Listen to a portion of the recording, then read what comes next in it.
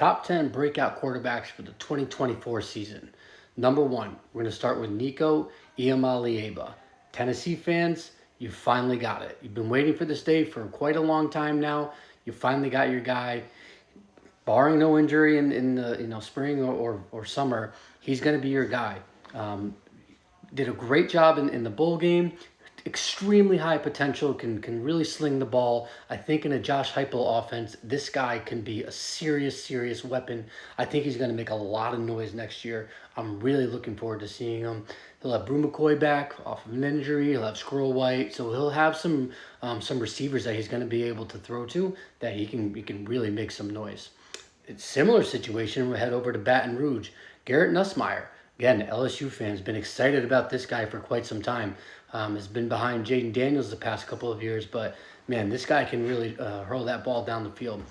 He's really big guy, pretty accurate, can throw the ball downfield. He's going to be really good next year for LSU. Brock Vandagriff at Kentucky. Now, he's transferred from Georgia, and he transferred because he was behind Carson Beck, and he wanted to get his shot. So this is a really good pickup for Kentucky. I think he'll be able to go in there and make a difference quick. And so being that at Kentucky, right, that's going to be pretty important for them. They're not always at the top of the conference. I think this can push them to the next level. Watch out for Brock Vandagriff for 2024. Head over to Michigan State. Aiden Childs. He was a transfer from Oregon State. He transferred over to Michigan State to be with former coach Jonathan Smith at Oregon State. This guy is also a stud. Had DJU not been there, he was ready to be that guy to come in. I think he'll be great. I think he's going to have some good opportunities. He has some familiarity with this coach, Jonathan Smith. I think he's going to make some waves this year. Malik Murphy, transfer out of Texas. There's a lot of themes here, these breakout QBs.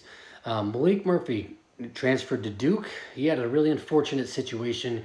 He had to transfer before Texas played in their bowl game because of some stupid transfer portal reason of like entering the dates. That game was played after you can close out the transfer portal. So he had to enter early, unfortunate to him, but he chose Duke.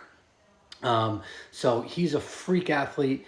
We'll see what he can do down at Duke, but we had high hopes for him at Texas. Obviously, he was behind Quinn Ewers, and a lot of people thought that Arch Manning was going to be ahead of him, but Malik was actually the number 2 guy. So Duke gets a good one. Malik Murphy, he can make some defenses, fall over, especially in the ACC. So I think he'll have a little bit of a breakout year this year.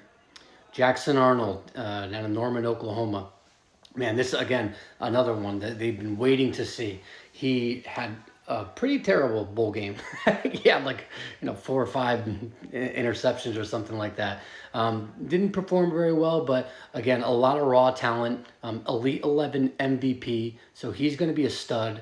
And I think under Brent Venables and, with all the weapons that Oklahoma has, he's going to be in a really good system. He'll be able to move the ball downfield. He's going to be a weapon and a threat in the SEC. Next, we got Dylan Raiola. Man, the saga behind Dylan Raiola. Committing to Georgia, flipping to Nebraska, because he had some family ties there with his dad. This is a really big get for Matt Rule and, really a program changer. I think, if Dylan Raiola lives up to his potential, this can really bring Nebraska back to, close to at least where they want to be, where they have been historically, where they saw so much success, in the 90s. Dylan Raiola could be that piece to, bring them to the next level. He does well. We start getting, more recruits wanting to play with him. 5-star guy. I think he was the highest rated quarterback in 247. So that's big for Nebraska. And man, did they desperately need that. Their quarterback play last year was atrocious. I'm hoping Dylan Raiola can come in there and really make a mark. Lenore Sellers. It's just a big body. He can beat you, with his arm, with his body. He's a fast guy. He's a big build. Looking forward to see what he can do down at South Carolina. Again, big shoes to fill from Spencer Rattler. I think Lenore Sellers can do it. Obviously, South Carolina always has a tough schedule, but I think Lenore Sellers provides a little bit different flavor to his game than what Spencer did. He can run you over, he can juke you. So Lenore can be a big threat in the SEC. Alex Orji, kind of similar to Lenore Sellis in that build, like 6'3", 240.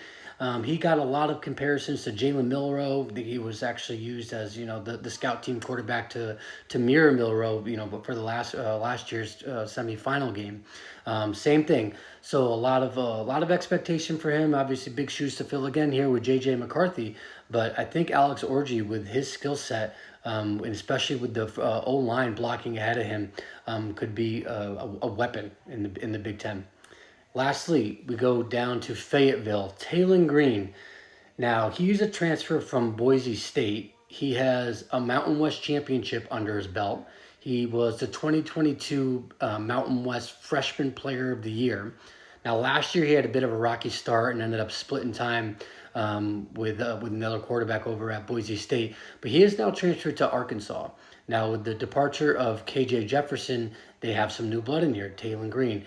They're hoping that he can fill in and plug in right away to be able to do what Arkansas wants to do offensively under Bobby Petrino and Sam Pittman. So I think he'll be in a good offense. It was awesome seeing him, his early days at Boise State. He was really lighting it up. I think he can do so in Arkansas as well. So these are the top 10 breakout quarterbacks for 2024.